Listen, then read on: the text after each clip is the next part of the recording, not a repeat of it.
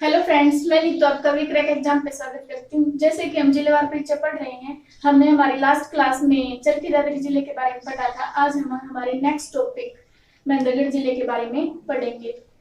चलिए देखते हैं महेंद्रगढ़ के बारे में। महेंद्रगढ़ का पुराना नाम कानोड़ था। महेंद्रगढ़ का जो पुराना नाम था वो कानोड़ था, लेकिन बाद में पटियाला के राजा महेंद्र सिंह के नाम पर इसका नाम महेंद्रगढ़ पड़ा। किसके नाम पर? पटियाला के राजा महेंद्र सिंह के नाम पर। महेंद्र सिंह के नाम पर इनका नाम महेंद्रगढ़ पड़ा।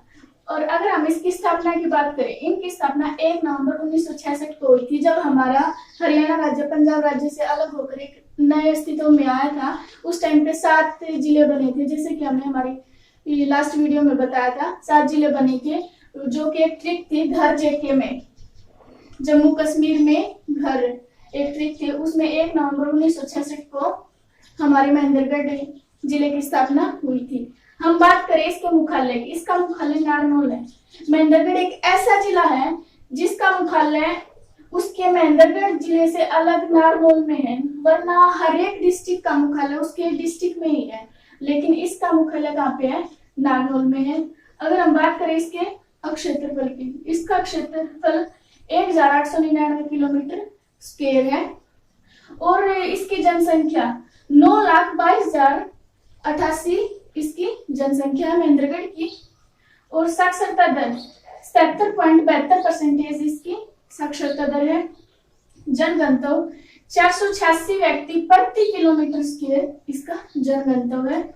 और तहसील, महेंद्रगढ़ की तहसील महेंद्रगढ़, नारनौल, अटेली, कनीना, नांगल चौधरी, ये इसकी तहसीलें हैं। और इसकी उप तहसील है जो वो है सतनाली। और इसकी जो उप तहसील है ये कई बार एचएसएससी ने रिपीट भी की है। अब हम बात करते हैं महेंद्रगढ़ की प्रमुख फसलों की। महेंद्रगढ़ में बाजरा और सरसों प्रमुख फसलें हैं जो सबसे ज्यादा मात्रा में पाई जाती हैं। और गेहूं व चना इसकी अन्य फसलें हैं। हम बात करते हैं इसके खनिजों की। महेंद्रगढ़ को खनिजों का शहर भी कहा जाता है। क्या कहा जाता है? खनिजों का शहर।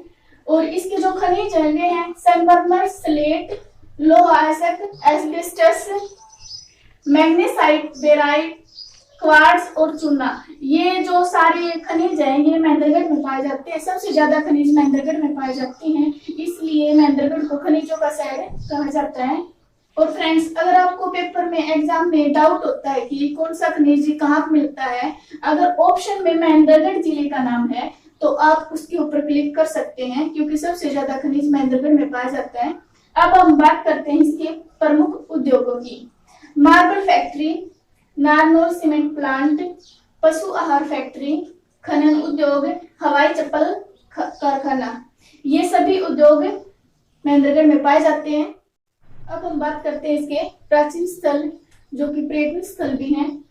सबसे पहले देखिए जल महल, ये कहाँ पे है? ये नारनौल में है।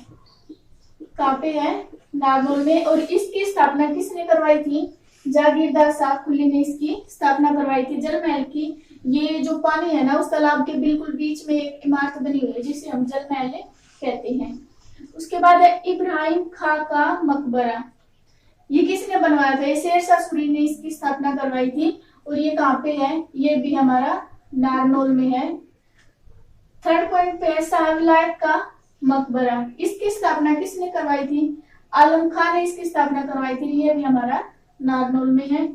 उसके बाद है चोर गुबंद, ये कहाँ पे? ये भी हमारा नारनौल में है। जमाल खान ने इसकी स्थापना करवाई थी। और ये क्या है कि जो ये चोर गुबंद, इसको क्यों बोला जाता है? एक इमारत है नारनौल के बाहर बहुत बड़ी, जो बाद में जो चोर वगैरह थे ना उनका अड्डा बन गया था, इसलिए उसको चोर गुबंद नाम से बोलते हैं। और इसकी स्थापना जमाल खान ने करवाई थी। अगला पॉइंट है बीरबल का छत्ता या राय मुकंदास का छत्ता भी इसको कहते हैं। इसकी स्थापना किसने करवाई थी? राय मुकंदास ने इसकी स्थापना करवाई थी। और इसे बीरबल का छत्ता क्यों कहते हैं? कि कई बार यहाँ पे बीरबल भी आते जाते रहते थे। और ये कहाँ पे है? ये भी हमारे नारनौल में है। उसके नेक्स्ट पॉइंट है हमारा माधोगढ़ का किला। ये कहाँ पे है? ये माधोपुर में है। कहाँ पे है? माधोपुर में है। और इसकी जो जो अपना है जो वो एक राजा थे माधो सिंह, उन्होंने इसकी स्थापना करवाई थी। उसके बाद कानोड़ का किला, ये कहाँ पे है? ये हमारे महेंद्रगढ़ में है। उसके बाद संत हजमा पीर की दरगाह, जो कि बहुत ही इंपॉर्टेंट है, एचएसएससी बार बार इसे रिपीट करती है हमारे एग्जाम में, और ये धरसू गांव में है। इसकी जो खासियत है वो क्या है कि इस दरगाह में जो महिलाएं है ना, उनका अंदर जाना मना है, वर्जित है महिलाओं के लिए, ये उन्हें अंदर नहीं जाने देते, इसलिए ये बहुत ही ज्यादा इंपॉर्टेंट है हमारे लिए। उसके बाद है मिर्जा अली जान की बावड़ी, यह तख्त वाली बावड़ी, ये कहाँ पे है? ये भी हमारे नारनौल में है, ये हमारे नारनौल में है। अब हम बात करते हैं मेलों की। देखिए ढोसी का मेला, ये कहाँ पे है? नारनौल में। हम जानते हैं कि नारनौल में हमारी ढोसी की पहाड़ी है, उसी के ऊपर ये मेला लगता है नारनौल में। माता मसानी का मेला, ये कहाँ लगता है? ये नांगलगढ़, महेंद्रगढ़ में एक नांगलगढ़ गांव है जहाँ पे ये मेला लगता है। उसके बाद बाबा भिलाई नाथ का मेला, ये हमारे महेंद्रगढ़ में ही लगता है। भूरा भवानी का मेला, ये भी हमारे महेंद्रगढ़ में लगता है। उसके बाद तीज का मेला, तीज का मेला नारनौल में, ये बहुत ही फेमस मेला, वहां पे बहुत अच्छे तरीके से मनाया जाता है, इसलिए तीज का मेला कहाँ है? नारनौल में। और शिव जी का मेला, महेंद्रगढ़ में एक बागोत नाम का एक गांव है जहाँ पे शिव जी का मेला बहुत ही अच्छे तरीके से मनाया जाता है। चलिए अब हम बात करते हैं इसके इम्पोर्टेंट पॉइंट्स की। सबसे पहले सतनामी संप्रदाय, इसकी स्थापना किसने की थी? ये वीर भान ने की थी, वीर भान ने की थी। और कब की थी? 1543 ईस्वी में इसकी स्थापना की थी और बिदसर गांव में की थी। और जो इनके गुरु थे ना वीरबान, उनका नाम था उदयदास, उदयदास। और ये जो सतनामी थे ना, जो वीरबान ने संप्रदाय बनाई थी, इन्होंने एक विद्रोह किया था। कब किया था? 1672 ईस्वी में जी, और औरंगजेब के खिलाफ किया था। किसके खिलाफ किया था? औरंगजेब के खिलाफ किया था ये विद्रोह है, जिसे हम सतनामी के विद्रोह के नाम से जानते हैं। नेक्स्ट पॉइंट है हमारा डोसी की पहाड़ी, ये कहाँ पे है? कुलताजपुर। डोसी की पहाड़ी नहीं, हमारी अरावली की जो पहाड़ियां हैं उनमें सबसे ऊंचा शिखर है डोसी की पहाड़ी का, जो कि नारनौल के कुलताजपुर गांव में आती है। जो सबसे शिखर, सबसे ऊंची चोटी है ना, वो नारनौल के कुलताजपुर गांव में आती है। और जो इसकी ऊंचाई है ना, वो समुद्री तल से 652 मीटर है।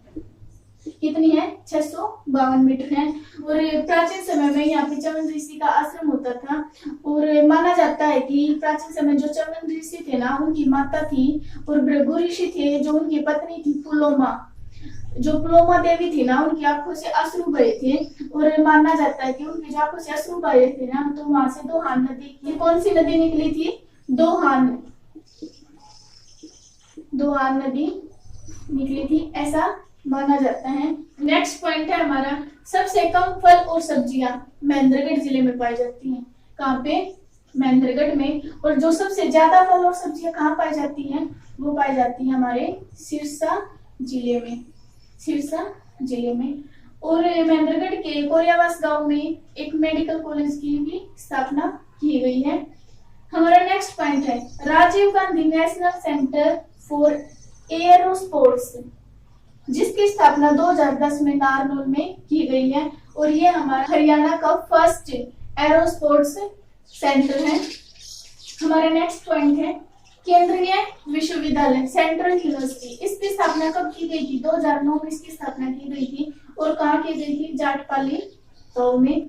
हमारा नेक्स्ट पॉइंट है बाबा रामदेव के बारे में, जिसे कि हम सभी जानते ही हैं, ये एक योग गुरु हैं, और इनका जन्म है जो, इनका जन्म कब हुआ था? 1965 में हुआ था। महेंद्रगढ़ के अली सैदपुर गांव में इनका जन्म हुआ था। और जो ये बाबा रामदेव है ना, इन्हें हमारे योग और आयुर्वेद के ब्रांड एम्बेसडर बनाया गया है हमारे हरियाणा का। और जो इनके गुरु थे, जो उनके गुरु का क्या नाम है? बलदेव आचार्य। इनके गुरु का नाम है बलदेव आचार्य। तो चलिए फ्रेंड्स, आज के लिए हम इतना ही करते हैं। अगली क्लास में फिर मिलेंगे हमारे एक नए टॉपिक के साथ। अगर आपको हमारी क्लास अच्छी लगे तो इसे लाइक और शेयर जरूर कीजिए और हमारे चैनल को सब्सक्राइब करना मत